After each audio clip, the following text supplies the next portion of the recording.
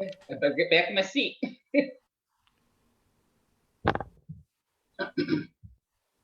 We are live.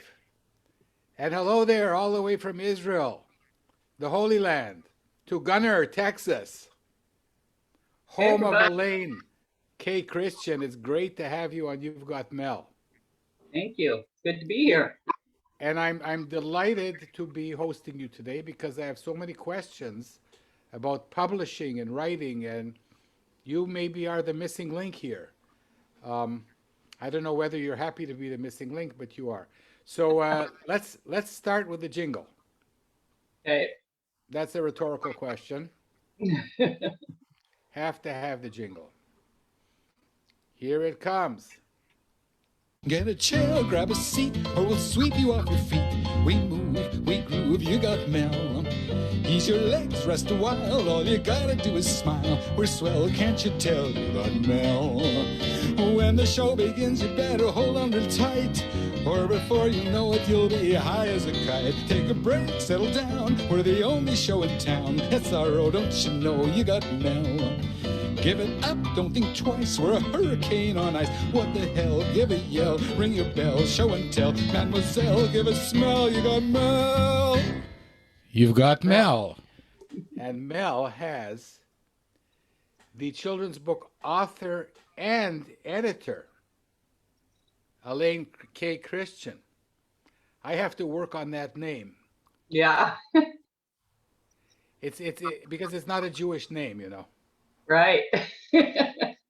Well, it is in a sense because Jesus was one of us way back when. Yeah. It's so great to have you on You've Got Mel. You are a person that has many hats. You have the writer's hat. You sent me some of your lovely books. Thank you very much. And you have your life story. And you're also an editor at a publishing house in Texas. Mm-hmm. The name keeps changing, or you keep combining with other publishers. The name now is Blue. The name has always been Bluewell Press, but it's an imprint of Clearfork Publishing, which means Clearfork Publishing owns it. And then we do the books for Bluewell Press under the Clearfork name. So they do all the business end and all of that, and we just make books. But in full disclosure, it has not been announced yet, but I feel like it's appropriate to announce it because I don't want to come across as inauthentic.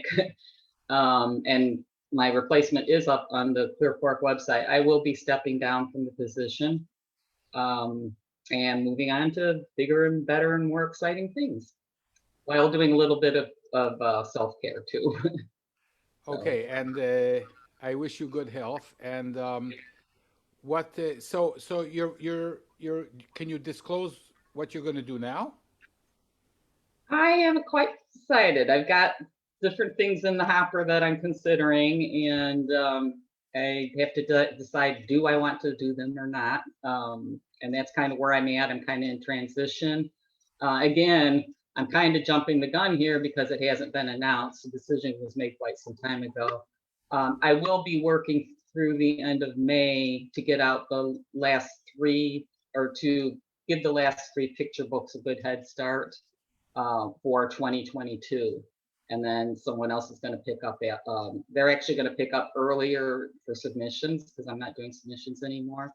And then first thing I'm going to do, I think, is take a little bit of a hiatus and just take care of myself a little bit and regroup and that type of thing. And then I'm going to go. I can't sit still. I'll always have to do something else, but time will tell. Okay, I will be very excited to hear what your next steps are. Thank you. And also, so it's kind of strange because you and some of the other people I've interviewed, you publish in the same publisher that you also are the editor of the publisher where you are the editor of where you publish. Right. Yeah, it's nice to have your foot in the door somewhere. Yeah, very nice. So we'll talk about that. Let's start out with your life. Okay. Tell us about your life, Alayne, and how you became a children's book writer. Let's start with that. Okay. Um, well, how far back do we go? As far as just start kind of in the writing area. You can So, go back to the early 1800s. I have all day. well, I wanted to say I was born in a log cabin, which I think I probably was. I was born in Colorado, and from there we lived in, I believe we lived in Minnesota and Alabama. My mom was from Minnesota, my dad was from Alabama. And then we moved to the city of Chicago when I was 5 years old. And that's where I was raised. That's where I met my husband. That's where my daughter was born. That's where all my family, most of my family remains, most of my friends. We moved from there in 2005, right after we learned that our one and only granddaughter was going to be born. So that was kind of sad. And then we moved that was to Raleigh, North Carolina. Then we moved to Texas, which is where I plan to stay. I think I was meant to be born here, so I love Texas. But that move with the granddaughter, that was my first real push to write a book. So one second. So how old is your granddaughter today, and where is she? Is 15 and has her driver's permit and foot taller than grandma and just a beautiful young lady. I'm very proud of her. And how far away is she from you? She's in Chicago, or in the Chicagoland suburbs. So it's, we usually drive there. We kind of like doing road trips. So we'll spend, I don't know, maybe 6 hours, no, 7 or 8, I think it might be about 9 hours on the road the first day. Then we stop in St. Louis and then we go the rest of the way. So it's a 2-day trip, but you can make it probably in about 13 hours if you were dedicated. It's a couple-hour flight, maybe 2.5-hour flight, but with all the rigmarole you have to go through with the security and everything, it takes just as long as if you drove. So, but yeah, so that prompted my first book. Like I said, I had always written. I wrote in different job positions. I wrote poetry. I wrote just for myself. I tried doing some magazine writing with no luck.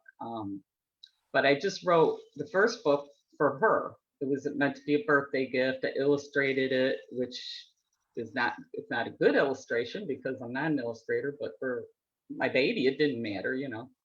But when we gave it to her at her birthday party, everybody started crying, saying, "You have to publish this, you have to publish this." Then my husband started pushing me. And it was like, I don't know the first thing about publishing. One second. So Alayne, let's hold this thought for a moment. Okay. Because you also raised a daughter. Yep. And it didn't come to you to write children's books for your daughter. No, I didn't. I think it's because I was busy working, busy trying to have careers, busy trying to be a mom, a wife, a daughter, a sister, a professional, and it just, yeah. And I was a very young mother. I was 19 when my daughter was born. So I was busy playing with my new little doll, basically. So it never even occurred to me to write books for her. Okay. However, my sister did encourage me to. We're very close, and one time we traveled together a couple times, and we were looking at books, picture books, and she said, "I think you're going to write a picture book someday." And I was like, "Maybe I will." And that planted the seed. And I think that was part of it too, was that once she said that, because like I said, I had always been writing, and I think that kind of planted a seed. And then when my little baby was born, I was like, well, but also I was motivated because the book is about how you can be close to someone who's miles away from you. And so I wanted to be sure that she always knew that my husband and I were always close to her, no matter how many miles were between us. So that heartbreak, I think, too, is what drove me. And that was your first published book? My first published book. And can you show it to us and brag about it? Sure. and it won a couple of awards. It won the Independent Publishers Silver Award and the Mom's Choice, prestigious Mom's Choice Gold Medal. So that was really exciting. First book out of the gate. Here's show you some pictures inside. One sec, Alayne, let's When you read it to kids in school, they like to count the butterflies on the end papers. it's beautiful. Let's get back to that after we talked about your childhood. Okay. Because I'm gonna get all farblunget here and you don't speak Yiddish. Okay. So what was the 5-year-old Alayne like? Did you read a lot of children's books? Did you have some unfinished business that you would come back to as an adult? I did not have a lot of books. I honestly don't remember owning books. I remember having some stories read to me, like Little Red Riding Hood, Three Little Pigs, Three Bears, that type of thing. In school, then we did the Dick and Jane books. That's how we learned to read. It was based on memorization. And I really didn't become a reader until, oh gosh, I want to say I was close to 30. Yeah. I wasn't a very academic person. I still struggled to read, but I love reading, but it was not an easy thing for me to do. So maybe learning, some learning issues there. Not the best school in the world either. But and I think it was Clan of the Cave Bears was the first book that grabbed my attention. And then I found Stephen King, and I could devour Stephen King. And then I started finding other people, and I finally became a reader. And now, sadly, most of the time, I'm either reading craft books or children's books, because that's, so to sit down and read, like, say, a Stephen King or Robert Patterson or something like that, or James Patterson or something like that, I usually don't find the time. When I read now and I have time to read children's books, that's my best. Yeah. That's what I love to read most right now. But when you were a mom and your little daughter, did you read the children's books to her? Oh, yes. She had lots of books. They were mostly the little golden books, because that's all we could afford. But she would come to the grocery store with me, and every grocery store trip, she would, unless she threw a tantrum or something, then she did not get it. But otherwise, she got a little golden book that she got to take home, and then we would read I her book. love the golden books. Yeah. When I was a kid, there was a golden book that we had, and maybe somebody watching this, it went, going up elevator, I'll go too, up when there's work to do. I never found that book. Anyway, so let's now. So what kind of jobs did you hold? Oh my gosh. While you were raising your daughter? I think some of my most interesting, enjoyable ones were eventually. My husband and I both worked at this place that we called the university, because it was the type of thing that you could grow up within the job. You could put in job bids and get promoted and so forth. And I started out in the factory. They were telecom company, young telecom company, and I would stuff resistors and capacitors and things like that in the board. And then after that, I started inspecting at the end, because I was the pro at how to read the polarities and things like that. Then I moved up into final test, and then I moved up into manufacturing engineering. And that took me down a totally different path, where I would go down into the factory and I would figure out the most effective and cost-effective way for them to manufacture the product. And then I would write the procedures for that and make sure that the special parts that I figured out and all that were ordered and things like that.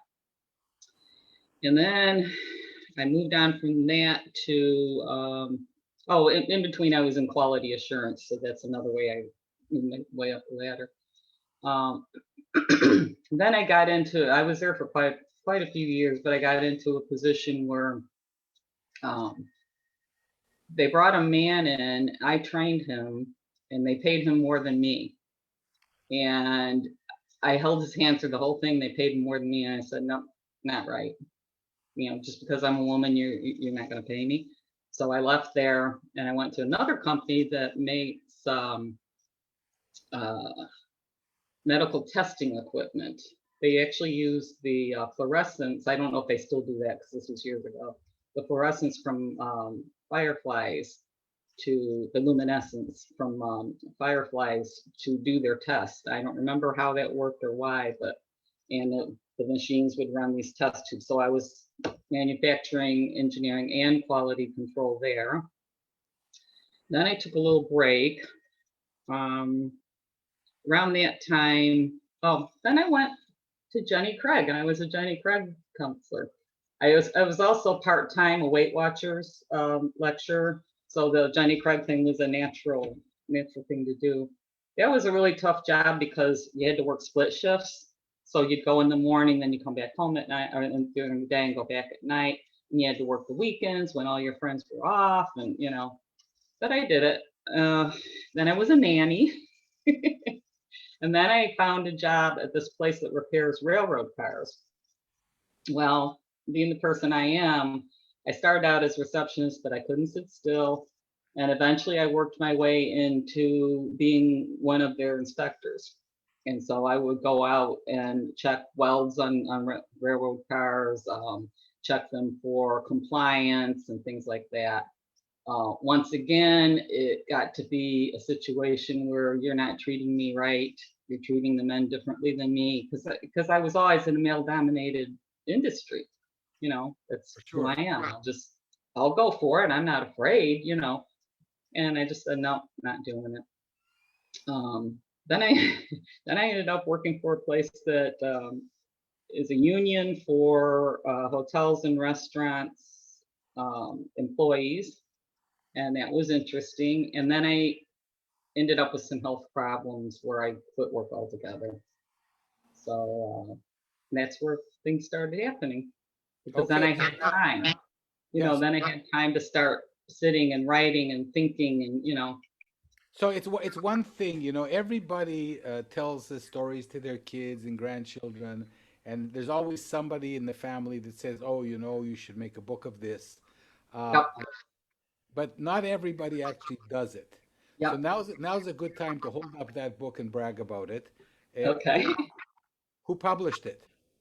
Blue Well Press. And that's what I was going to tell you, the story of Blue Well Press. Alayne, I'm helping you here, you see. Mm-hmm. So my husband kept pushing me, you really should get that book published. And I said, I don't know the first thing about publishing books.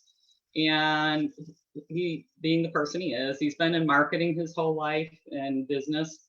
And he said, I'll start a publishing company. And I'm like, you're out of your mind. And no, I'll start a publishing company.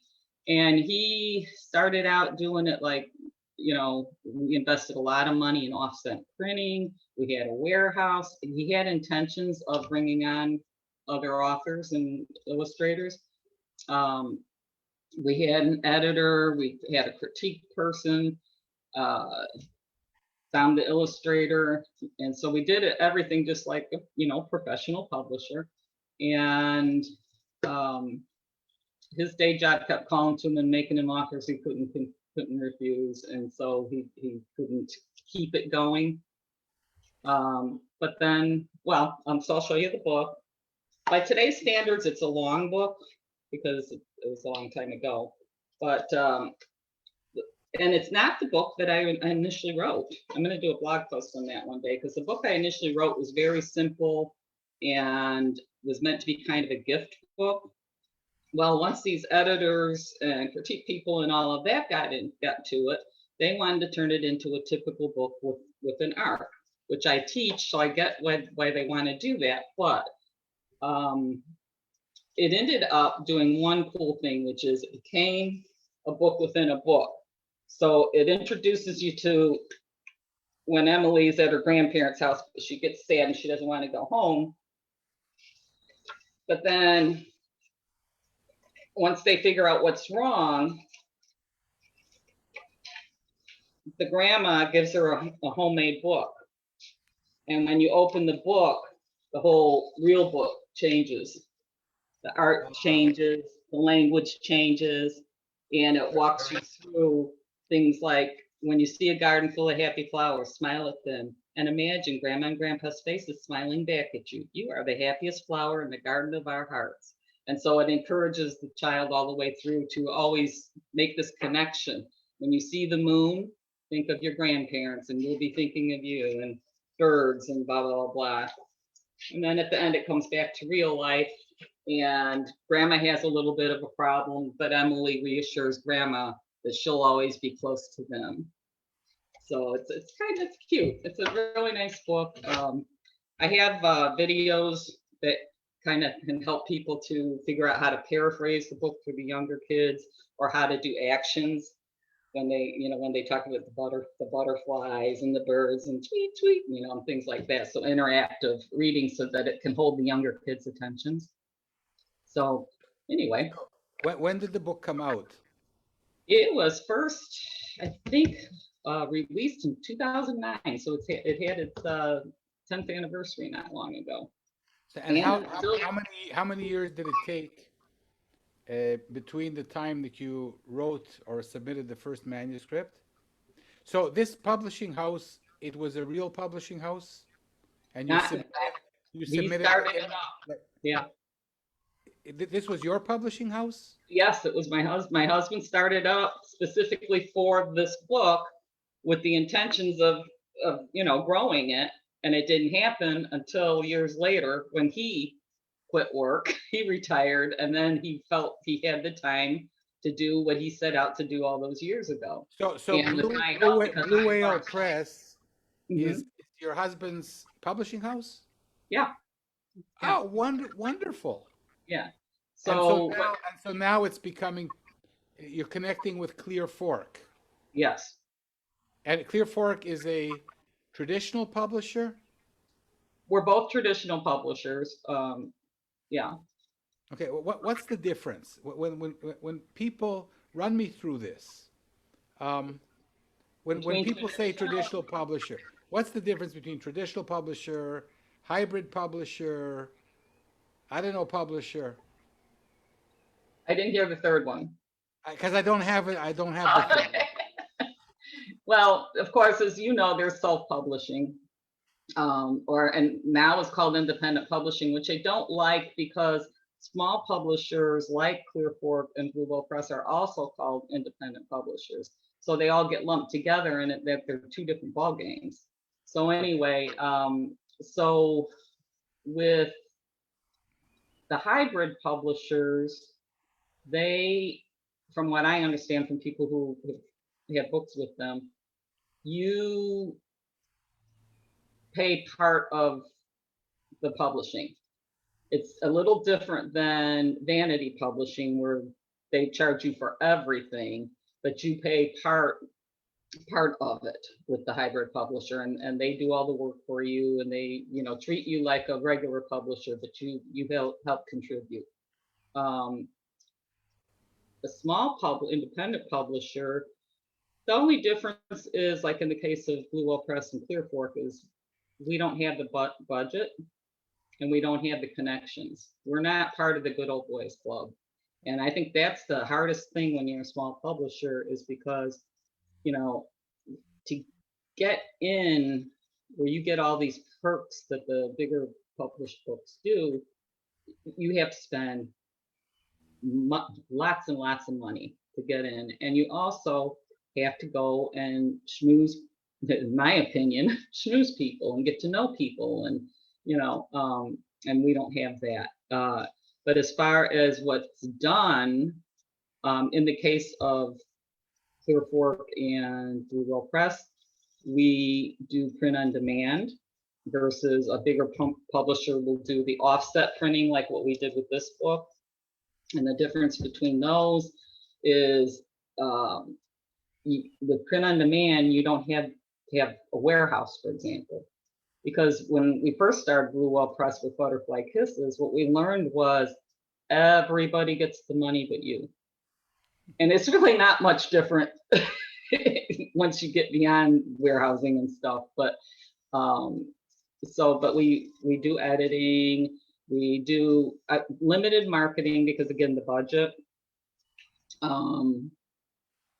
We do royalties, which are usually a little bit higher because the advances either don't exist or are very small. And that's kind of the difference there between that and big publishers.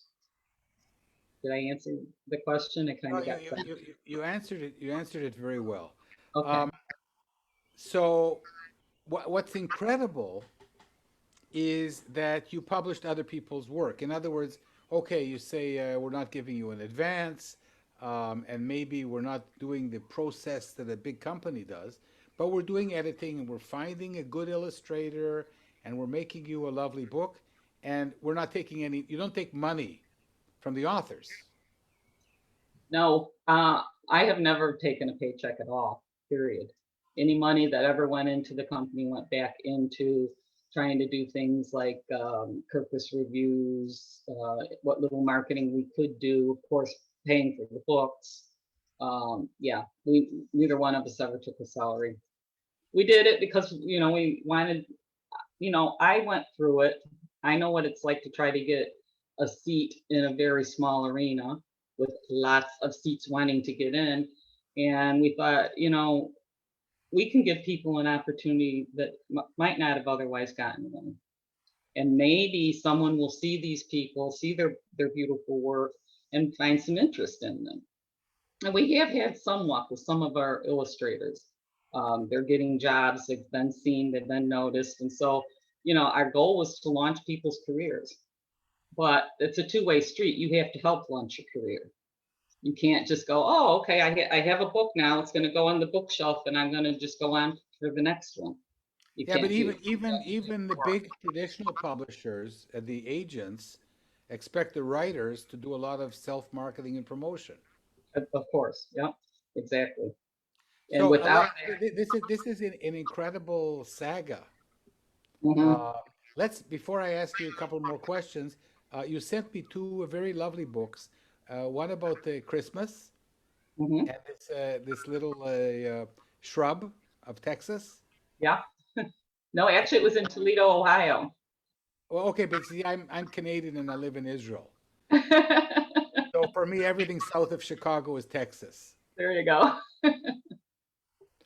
So it's Toledo's in Ohio, not in Yes, Texas. right. I'll remember that for the next time we talk.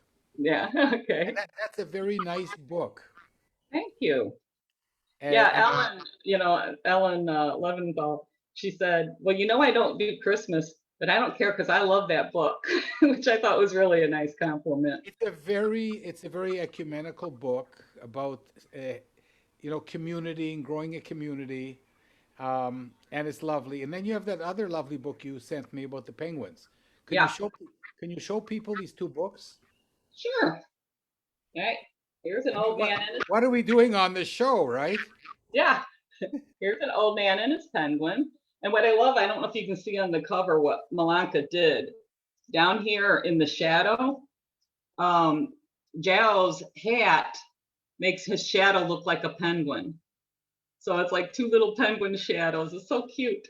But anyway, this is a true story. And I just found out recently that after 2017, the penguin showed up in 2011 and kept coming back. And I could never find whatever happened to Dindin. And in 2017, that was the last time he came back. So they don't know what happened to him. But in August of 2020, there's videos, and they're so sad, of Zhao sitting on the beach talking to Dindin and offering him sardines and saying, please come back and play with me. You can play with my dog. It's very sad what happened. But And this story, Alayne, of a penguin who comes back every year, thousands of kilometers to yeah, visit this guy, is a true story?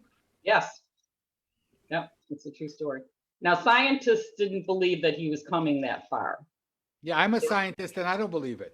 Yeah, they couldn't answer where he was coming from, but but it's a nice story to believe. And he did come back every year. They tagged him, so they knew that it was the same penguin. And he came back every year, and so, and that's what it's about. It's about him coming back and leaving, and whether or not he'll come back. And then in the end, we leave you with lots of hope that I probably shouldn't have said that he ended up not coming back, but I still hope that he's going to come back with some grandchildren for Jow. So I don't know, do you like looking at the inside too, or? Yeah, sure. Yeah. Okay. I mean, why do we have this show? This is one of my favorites. Just all the penguins. That's when Jow takes Din Dim to an island because he feels like he should be with other penguins. And then I love them all, but I also like the one where and Din Dim takes showers and he swims with Jow. He sleeps with his dog. I like this one where Din Dim's gone and even the moon is sad. I just think it's so nice. But I love them all. Malaka Reardon did a really good job. She also did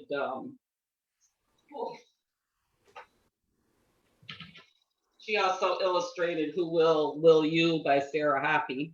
So just to give you a little indication of her work.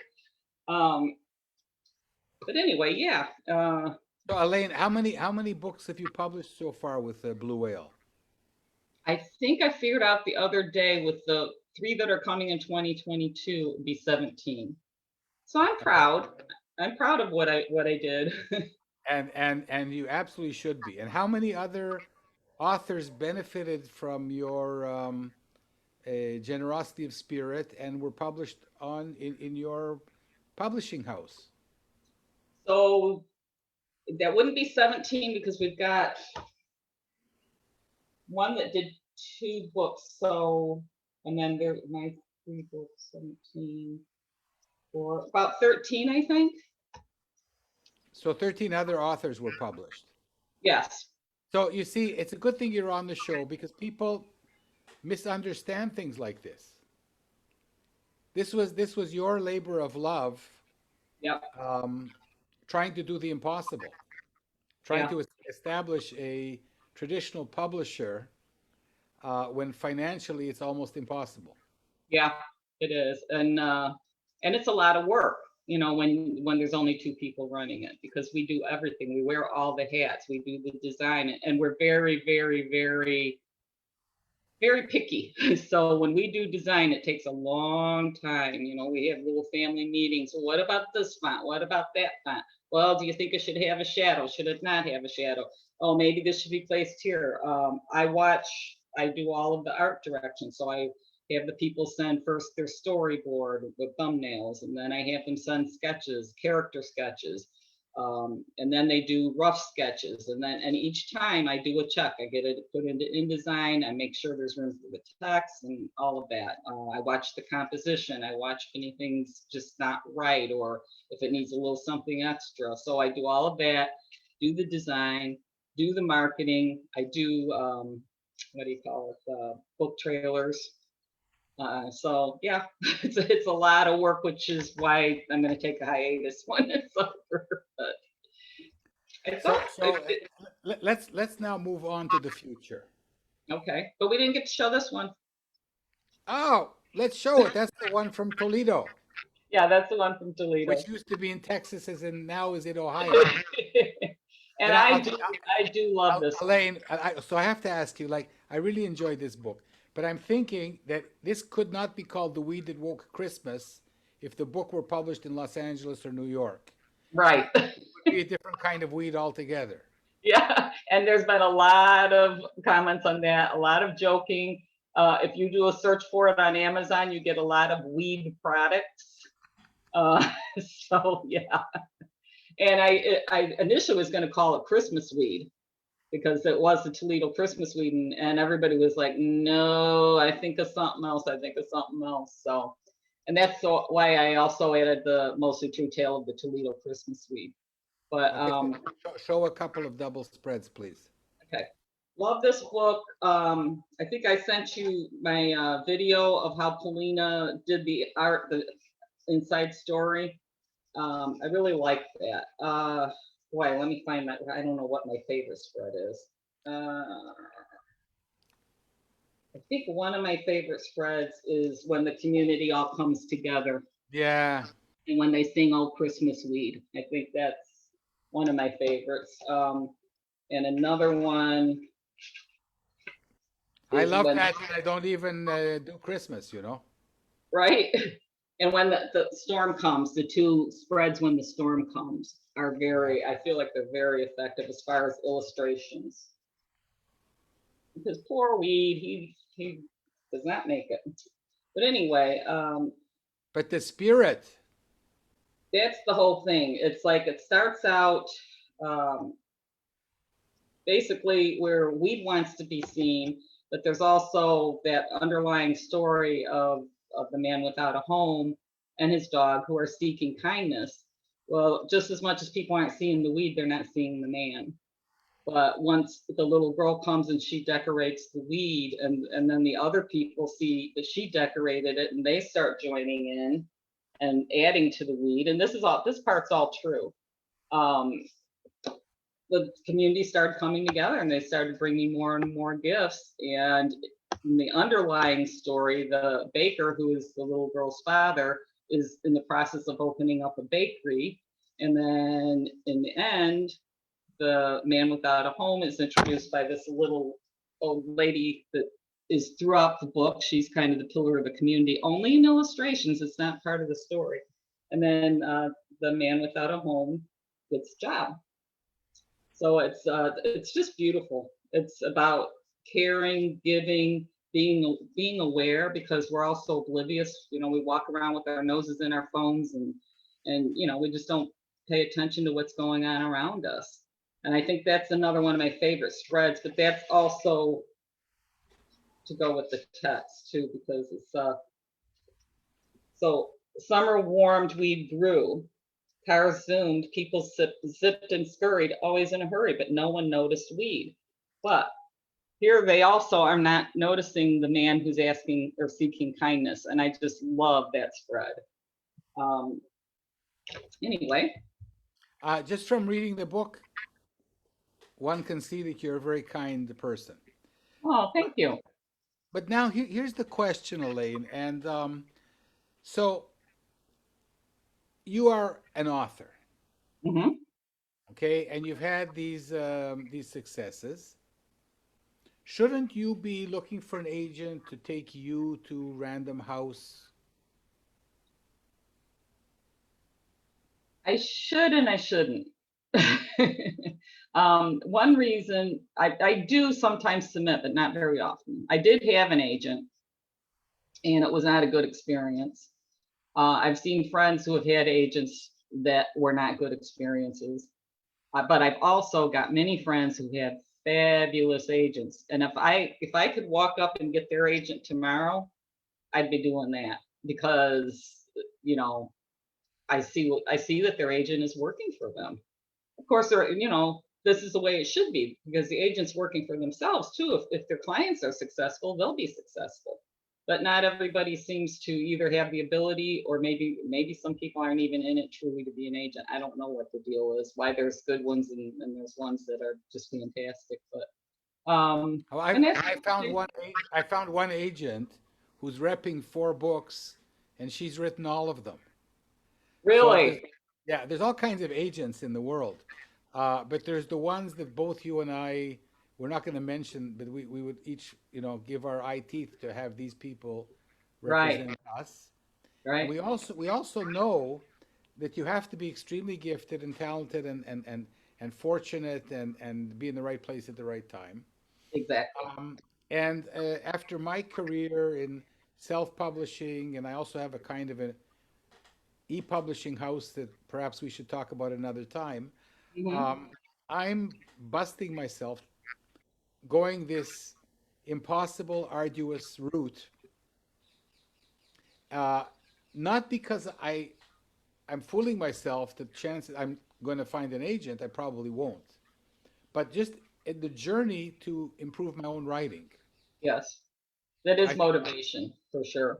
And, why do you think you probably won't? Other people do find agents. This show is about you, but But it is. I talked about this with other writers. You know, there's a cognitive dissonance that Mhm.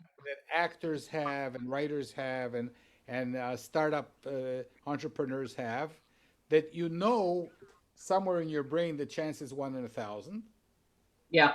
but you have to believe that you're that person. Mhm. I have a note over here on my little whiteboard, and it says something about 30 submissions. And I think I put it there probably, I don't know, a couple of years ago, maybe because I read somewhere that someone said, don't quit on a story until you've done 30 submissions. So the reason I have it there is because I'm not a good one to keep following up and keep pressing and keep pressing and keep pressing. Um, some of that's because I get myself too busy with other things. Like Blue Wall Press, that was a full-time job. And then I do critiques on the side, paid critiques. And I have a course that I teach and sell. And, so that's my fault. I have to decide if I want to focus on writing, I'm going to focus on writing. That's But because you're good at so many things, yeah, and you have to decide if you're going to be vertical. exactly. Exactly. So So as far as I an tell agent you, though, Alayne, this year I'm vertical. are you? Yeah, because I've been fired. I'm spending a lot of time when I'm not doing You've Got Mel. Uh-huh. I'm writing and submitting and getting rejected and working with Harold Underdown and trying to improve all the time. So this is your first vertical year? This is my first, and before that I worked with Mike Malbrough. Yes, this is my first vertical year, and I would say that it's frustrating, uh, but it's very it makes me feel young Mm-hmm. No. because I'm climbing mountains again. Yeah. And So there's always something in front to yeah, look so I forward. mean, for my 2 cents, you write so well. I would say, do a little vertical climbing, and there's manuscripts that I've submitted to 30 opportunities, and that's maybe a sign to stop. It's maybe a sign to rewrite, to revise, Mhm. and you never know. But I have a feeling that my writing is improving, and I would say if you can do that, Mhm. it's wonderful. Yeah. And very few writers have done your journey. Yeah. Very few. That's And good. what I want to ask you before we talk about the Beatles is, so what Mhm. is your advice? Okay, so you have these thousands and thousands of people who think that they can write for children, Yeah. and maybe there's 1,000 or 2 who can, Mhm. and of those, couple of dozen that succeed, finding agents, the good agents, and the big publishing houses. What is your advice to everybody? First, I want to say that, and that this is not to minimize what those of us who have taken years upon years to be published authors do. But as far as writing, I believe that anyone can write a children's book, but to write the right children's book, there's the difference. Um, you know, First of all, story choice is very important, but craft is very important. It's like putting a puzzle together. And usually when people start out, including myself, they get very impatient and they expect, oh, I'm going to get published tomorrow. Now there are people that will come in public forums and give stories that happened to them. Just like women talking about, oh yeah, my second baby just fell out. Oh well, that goes. Young women thinking, oh well, shoot, labor. There's nothing to labor. You know, and it's the same thing. It's a long, hard road for most people because you have to understand the craft. You have to understand the market. You have to understand the industry. You have to understand yourself. you know, and the market's ever changing. It's subjective. And I think those are really important things to know. I think just knowing that it's subjective is really important because maybe then you won't internalize it so much when you do get a rejection or you hear crickets. It's sometimes just the person didn't connect with it. Um, so, but my advice is be patient, do everything you can to understand the market and the craft, which read. But if you're not understanding why you're reading, that's what happened with me. That's why I started my course Art of Art, because I was reading like 50 books a week, just reading and reading and reading, and I didn't understand why I was reading. I mean, I was figuring I was going to just pick it up through osmosis, but that wasn't quite happening. And so then I would take courses, but there were still things that weren't clicking for me. So I had to learn to dissect picture books and really understand what are these different structures and how does this work, and so it's you have to become a master at what you want to do, but then the ideas have to Yeah, but stand up. Alayne, this is the thing, okay? You are a complete self-taught human being. You became an engineer Mhm. on the job. Yeah, But most engineers go to university and study right, engineering. If you right. want to be a physicist, you if you want to be a biochemist and study luciferase, which is that Mhm. enzyme, then you do a degree in biochemistry. There's no Right. degree in writing children's books. And I think that part of the thing is the path that Yes, you have to you have to travel chart it. for yourself, and Yeah, until you're there, you don't know that you're there, and even when you're there, you don't know you're there. right. Yes, Julie Hedlund, on the absolutely. other hand, says that you're always there. Pardon That me. Julie Hedlund, who was on the show, says that you're always there. You just have to appreciate Yeah. that you're always there, that you've grown as a writer, which is Yes. very nice. And one way to find that out is, if you've been at it for a long time, is go back and look at some of your old work, because I do that once in a while. I'm like, oh, I get it. Boy, back then I just thought I was all that, and and even now I can look at work I did 2 months ago and go, oh, because you put it away and then you can see it differently. Yeah, Um, so yeah, I can see what Julie's saying. I think, because internal talk is very important for all of us. It depends on what we're telling ourselves, whether we're going to be successful or not too, and how we internalize, you know, where the path takes us. We can either get back up on that horse and keep going and find a different path if that's what's necessary. But if we just let it knock us down and go hide in the corner somewhere, then we're not going to get anywhere. yeah. So So the trick is really never to give up. yeah.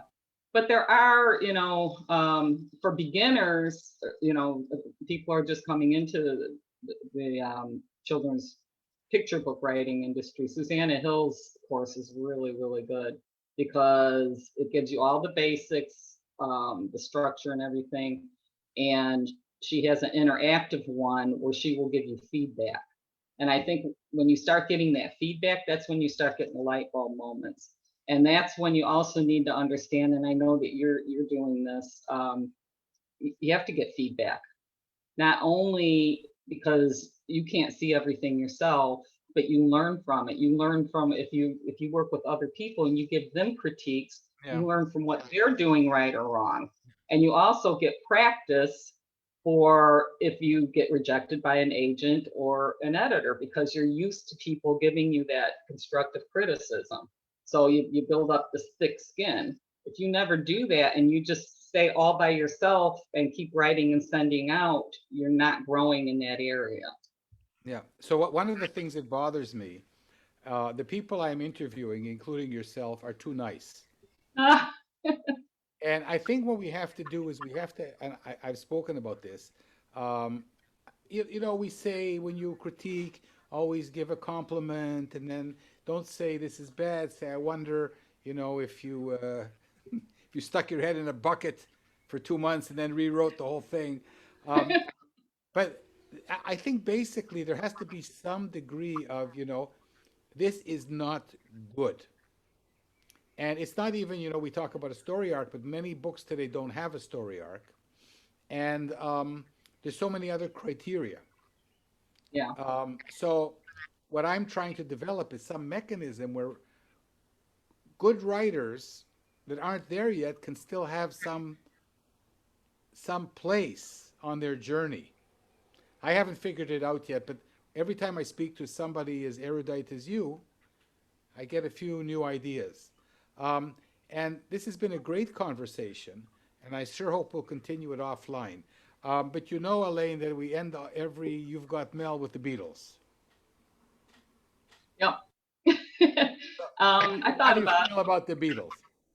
I did, and a couple songs came to mind, but then finally, my wedding song came to mind. It wasn't written by the Beatles, it was written by somebody, Meredith somebody, and it was from Oh, Meredith Lewis. No, Meredith Lewis, I know her. a Um, show tune. uh, It was a man named Meredith. yeah, no, There Were Bells on the Hill, Yep, Till There Was You. that's it. So shall I sing Meredith, it? Meredith Wilson, maybe? Maybe. And I read that, The Music Man, the Music yes, Man. it was a Music Man. And I read that when the Beatles came out with the song, that the estate made much more in royalties then than they ever did from the Music Man. So I'll try. Listen, I was just talking with my daughter about that song. Were you? Yeah, you gave me goosebumps. See, yeah. See, we got those vibes. Yeah, my brother and his girlfriend sang it with acoustic guitar. We got married in our backyard, and Wow, that was your wedding song. yeah. And my second choice would have been something in the way you move. Yeah, no, let's go back to. So, I told him, are you still happily married to the same person? yes. Yeah, and I won't even 40 ask years how this long. year. We've been together for 44. Our anniversary this year will be 40 years marriage. So yeah. Well, can I wish you mazel tov? Yes. Thank you. Is thank you the appropriate response? I don't know. Yeah. Remind me to teach you some Yiddish sometime. Okay. You know, with a name like yours, it's about time you knew some Mamaloshen. I think so. And one of the wonderful things about the writing is that it does bring people of different faiths into a common love of humanity. Yeah. So That's are you nice. going to sing now, Till There Was You? I am, and I cheated and did the words because I'm afraid I'll forget them. And I don't know if I can get rid of my old lady crackly voice, but there were birds, the bells on a hill. So I'm nervous, and I never heard them ringing. No, I never heard them at all. You can hear my nerves. Till there was you. There were birds in the sky, but I never saw them winging. No, I never saw them at all. Till there was you. Then there was music and wonderful roses, they tell me. I can actually sing better than this. In sweet, fragrant meadows of dawn and dew, there was love all around, and I never heard it singing. No, I never heard it at all till there was you. And I still feel that way about him. Wow. Thank you. Wow, I got goosebumps. This is like the first time I'm getting goosebumps. Yeah, Over 100 shaking interviews. nerves, crackly voice didn't get rid of those. You kept this till the end Oh, how about that? about the Beatles cover of the song of your wedding. Wow. It's from a musical called The Music Man. Yeah. But it was still a good Beatle hit.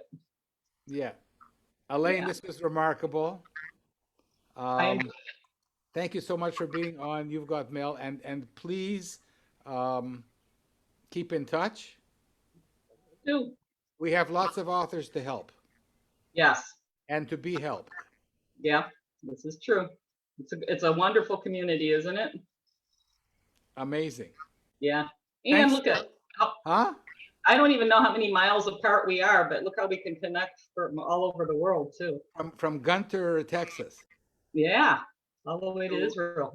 to Tel Aviv. Have you been to Israel? No. Mm-mm. Probably never will. That's my guess. No, you should. You're a Christian.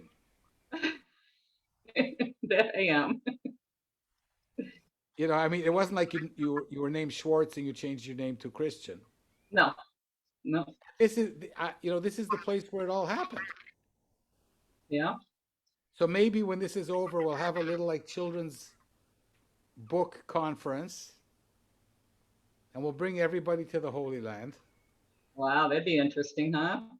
Yeah, let's do that. Yeah. So listen, take care of yourself. Thank you. You It too. was wonderful speaking to you, and we'll be in touch. Okay. Thanks, Mel. Thank you, and you sing wonderfully. Pardon me? Oh, all right. Thank you. You can Bye-bye. listen. It was great. Bye, dear. Don't Bye. forget to share the links to your books underneath here and to share the video. Okay. Thank And you. I may- will. And may God bless. And you too. Bye, dear. Bye-bye.